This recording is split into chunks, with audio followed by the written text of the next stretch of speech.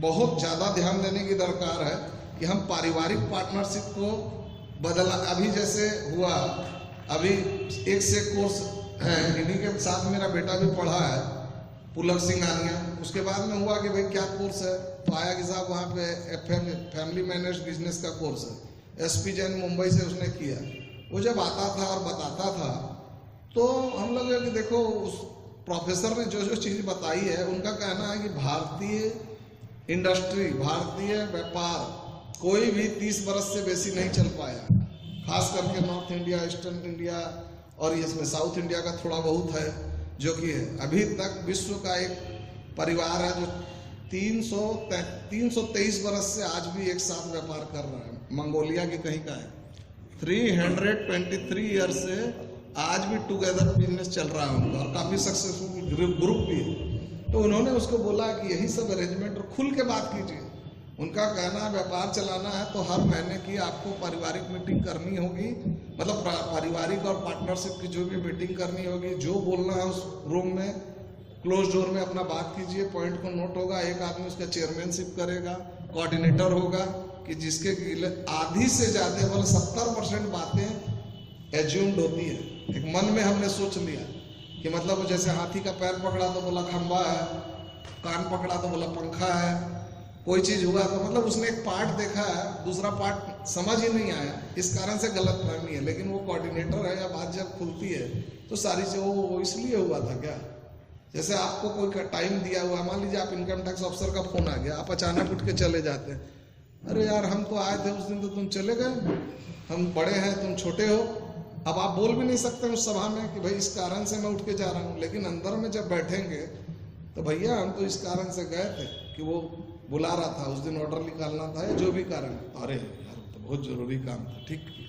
लेकिन अगर नहीं है, हमारे मन में आ गया कि साहब ये तो उठे और हमारी बेइज्जती करके चल दी, जबकि वो क्या बोले हालात जनित चीजें हैं, परिस्थिति थी। तो इसलिए इन सब चीजों को दूर करना बहुत जरूरी है, चाहे घर हो, परिवार हो।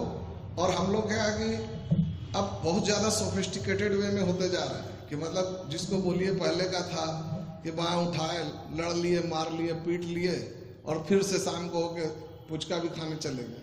अब आजकल के बच्चे हैं कि भाई एक बार लड़ाई हो गई तो देखिए एक आध महीना बातें बंद है।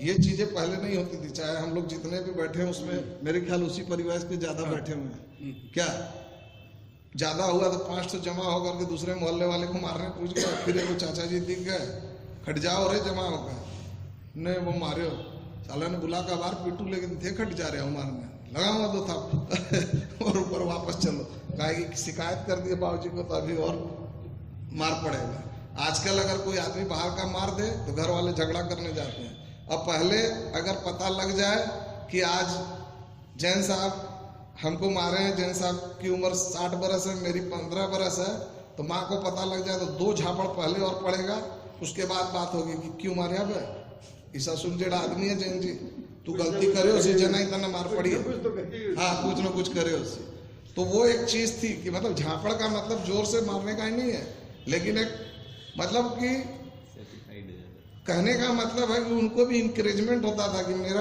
मेरे परिचित का बच्चा है, समाज का बच्चा है, तो हमको इसकी रक्षा करनी है।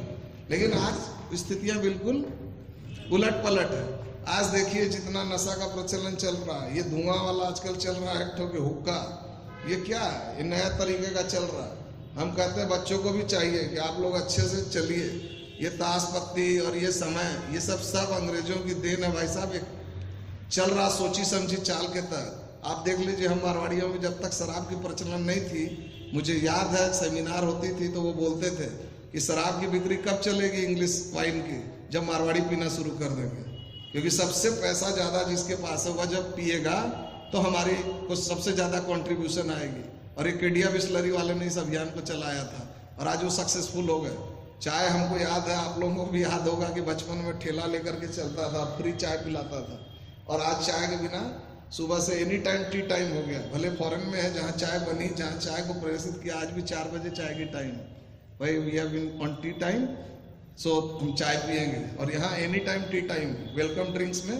और देख लीजिए उसका नतीजा कि हमारे जितने पेय थे, लस्सी, छाछ, नींबू शिकंजी, मतलब हर चीज, गुड़ का पानी। आज भी राजस्थान में चले जाइए किसी देहाती के साधारण स्थिति में भी खड़े होइए, अरे बाया गुड़ की डली खा ले, फेजू पानी पिए रे, नहीं तो तेरा गर्मी सर्दी हो जाएगी। भले हम लोग तो जानबूझ के ही खड़े हो जाते हैं कि भाई देखा शरीर क्या है, लेकिन अभी भी आत्मीयता जिंदा है। तो मेरा कहने का मतलब है, असर एक दिन में नहीं आता, समय समय पा के आता है। ये हमारी पीढ़ियों को नष्ट करने का सुनियोजित तरीका है। हम लोग समझ सकते हैं लेकिन हम लोग भी जरूरत से ज्यादा अच्छे गार्जियन बने रहने के चलते बोलना नहीं चाहते हैं कि भाई हम लोग बोले। आज सूर्य जिस दिन नहीं निकलता कितना खराब लगता है। बच्चे आप देखिए, चाहे कोई हो, मैंने नहीं देखा भाई साहब कि जिसके गार्जियन चले जाने के बाद उसको उसकी वैल्यू पता नहीं लगती है। जब तक है तब तक अरे ऐसे ही बोलते रहता है। बहुतों को तो ये भी देखा, ये बुढ़वा गया, सटिया गया, इसका ऐसे ही बोलते रहता है। लेकिन जिस दिन चला जाता है उसके 15 दिन बाद से उसको रियलाइज होता है कि हमारे को बना गए तो वही बना गए। तो अभी बहुत बढ़िया एक कैप्शन आया था एक दिन व्हाट्सएप में, पिता एक उगे हुए सूर्य की तरह है, उसकी धूप कभी कभी बहुत कड़ी लगती है, तपिश उसकी बुरी लगती है, लेकिन जिस दिन तपिश नहीं रहती है उस दिन पता लगता है कि उस धूप का क्या महत्व है। ये तो महसूस करने की चीज है कि अगर धूप नहीं उगती है तो हम लोग को लगता है कि आज दिन अपूर्ण है। तो इसलिए गार्जियन को हम लोगों को मानना बहुत जरूरी है। गार्जियन को भी अपनी गार्जियनशिप के लायक होना बहुत जरूरी है, मतलब कि जो वक्त का हालात का है उसके हिसाब से।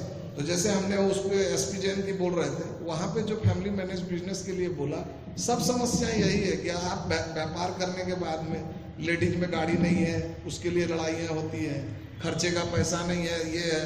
किटी पार्टी में जब हुआ शुरू में तो आपने कह दिया, फिर वो नहीं ठीक है, ये नहीं ठीक है, उसके बाद आप उसको बंद करना चाहते हैं। तो भाई साहब किसी रास्ते पे निकल जाना बहुत आसान है, लेकिन वहाँ से वापस लेना कठिन है।